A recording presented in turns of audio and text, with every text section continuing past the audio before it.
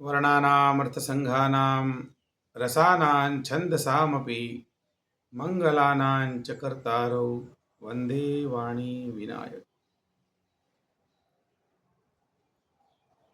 आनंद कंद परमात्मा अकारण करुणा वरुणालय भगवान महादेव जी के चरणों में सादर वंदन प्रणाम करते हुए श्रोतागण, सनातन धर्मावलंबी सज्जनों, आप सभी को आज मैं श्रावणी उपाकर्म और दशविधि स्नान के महत्व के बारे में कुछ बताना चाहता हूं। सज्जनों, यह श्रावणी कर्म जो किया जाता है, प्रत्येक वर्ष श्रावण महीने की पूर्णिमा तिथि को किया जाता है। कुछ स्थान में पंचमी को भी करते हैं, श्रवण नक्षत्र में किया जाता है। क्यों किया जाता है, श्रावणी का महत्व क्या है? तो शास्त्र वर्णन करता है कि यह ज्ञान की साधना और आध्यात्मिक उन्नति के लिए किया जाता है। तथा क्या होता है, श्रावणी करने से आदि दैविक, आदि भौतिक, आदि पापों का नाश हो जाता है तथा अज्ञानवश मनुष्य जो कुछ भी भूल करता है उनका शमन हो जाता है तथा उन्नति होती है। विद्या, बुद्धि, परिवार में सुख शांति बनी रहती है। श्रावणी के दिन, श्रावण पूर्णिमा के दिन सर्वप्रथम घर से प्रातःकाल स्नान इत्यादि करके, संध्या वंदन इत्यादि करके गुरुजी और शिष्य तथा इष्ट मित्र बंधु बांधव सभी को किसी जलाशय के समीप जाना चाहिए। गंगा जी का किनारा मिले, किसी भी पवित्र नदियों का संगम का किनारा मिले, सागर का किनारा मिले, ऐसे स्थान में जाकर के 10 प्रकार के दशविधि स्नान किया जाता है। दशविधि स्नान क्यों किया जाता है? तो कहते हैं कि दशविधि स्नान करने से 10 प्रकार के पापों का तो नाश हो ही जाता है। और दशविधि क्या क्या है तो आपके सामने संक्षिप्त में बताऊं। पंचगव्य का प्राशन किया जाता है। गोमूत्र, गोमय, गोदूध, गोदधि और गोघृत, इन पांचों का मिश्रण पंचगव्य कहा जाता है। तो पंचगव्य प्राशन किया जाता है। पंचगव्य के प्राशन करने से क्या होता है? यत्त्वगस्थिगतं पापं देहे तिष्ठति मामके प्राशनात् पंचगव्यस्य दहत्यग्निरिवेन्धनम्। जिस प्रकार कोई भी चीज जब हम उसे जलाते हैं, ईंधन इत्यादि, तो जल करके भस्म हो जाता है और सबका अस्तित्व तो केवल भस्म ही बचता है। जलाने वाला द्रव्य अलग अलग हो सकता है, लेकिन जलने के बाद वो केवल भस्म रहता है।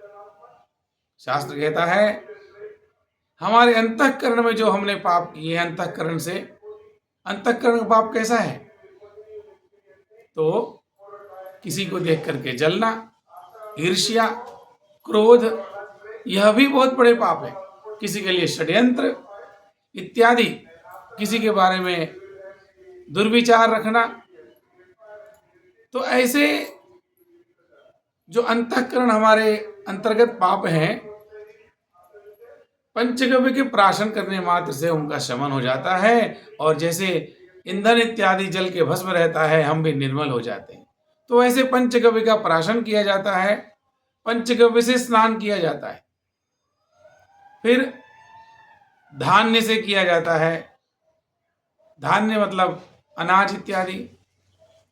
धान्यौषधि मनुष्याणाम जीवनम, तात्पर्य यह है कि धान्य मनुष्य के जीवन में बहुत बड़ा रोल अहम अदा करता है। अन्न के बिना मनुष्य का जीवन नहीं बच पाता है। तो अन्न, फल, द्रव्य, दूर्वा, अपामार्ग, भस्म, मृत्तिका, 7 स्थान से मिट्टी मंगाई जाती है। अश्वस्थानात् रजस्थानात्, अश्वस्थानात् गजस्थानात् राजस्थानात् च।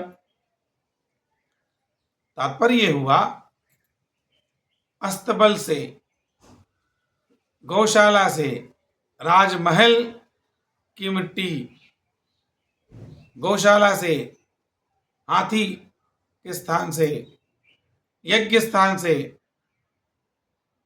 आदि सप्त स्थान से मिट्टी मंगा करके मिट्टी से भी स्नान किया जाता है, भस्म से भी स्नान किया जाता है। भस्म क्यों लगाते हैं हम लोग? यथाग्निर्दहते भस्म तृणकाष्ठादि संचयम तथा मे दह्यताम पापम कुरु भस्म शुचे शुचिम। भस्म लगाने से उससे भी पापों का शमन होता है। तो ऐसे 10 विधि स्नान अलग अलग द्रव्यों से किया जाता है। उत्तम वेद पाठी ब्राह्मण के द्वारा उनके परामर्श से, उनके दिशा निर्देश में यह कार्य करना चाहिए। सज्जनों, सब कुछ वीडियो के माध्यम से बता पाना तो संभव नहीं और उसकी आवश्यकता भी नहीं। आप बस इतना समझें कि श्रावणी उपाकर्म मनुष्य के जीवन में अत्यंत महत्वपूर्ण अनुष्ठान है, इसे अवश्य करना चाहिए। तो उसके बाद क्या करते हैं श्रावणी में, तो संक्षिप्त में वर्णन करता हूं। श्रावणी स्नान इत्यादि होने के बाद तर्पण करना चाहिए। देव ऋषि मनुष्य पितृ तर्पण किया जाता है। जिनके माताजी पिताजी हैं वे भी कुछ स्टेप तक तर्पण करते हैं, उन्हें भी करना चाहिए। और जिनके माताजी पिताजी नहीं हैं उन्हें पूर्ण तर्पण करना चाहिए। फिर ब्रह्मयज्ञ, सूर्य उपस्थान इत्यादि समापन करके आश्रम में, घर में, मंदिर में आकर के, यज्ञशाला में, स्थंडिल इत्यादि में जो उपलब्ध हो, सुविधा जैसे ही आपके सामने उपलब्ध हो, हवन करना चाहिए। ऋषि पूजन किया जाता है। उपनयन उपाकर्म कहा जाता है। तो जिनका उपनयन हुआ होता है वे करते हैं। जनेऊ संस्कार भी कहा जाता है। तो उन्हें ऋषि पूजन, यज्ञोपवीत का पूजन, यज्ञोपवीत धारण और हवन इत्यादि किया जाता है।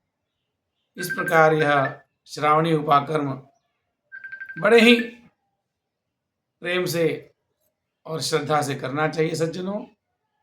सज्जनों, उस दिन बहुत सुंदर पर्व, भाई बहन का त्योहार जिसे रक्षाबंधन कहते हैं, रक्षाबंधन भी मनाया जाता है। रक्षाबंधन में बहनें अपने भाई की कलाई में राखी बांधती हैं, रक्षा सूत्र बांधती हैं और जीवन पर्यंत अपनी रक्षा करने की अपने भैया से वचन लेती तथा साथ में उपहार भी लेती हैं। और भाई बड़े ही प्रसन्न मन से विविध उपहार अपने बहन के लिए ला करके देते हैं और धन इत्यादि भी देते हैं। तो बड़े ही प्रेम से यह उत्सव मनाया जाता है। सज्जनों, आइए हम सब इस उत्सव को इस वर्ष 9 अगस्त दिन शनिवार को रमणक द्वीप फिजी देश में लौटुका शहर में हम लोग समुद्र के किनारे मनाएंगे। समय है प्रातःकाल 10 बजे। हम यहाँ से चलेंगे और भगवान की कृपा दृष्टि बनी रहे कि हम लोग अपना कार्य अच्छे से संपन्न कर सकें।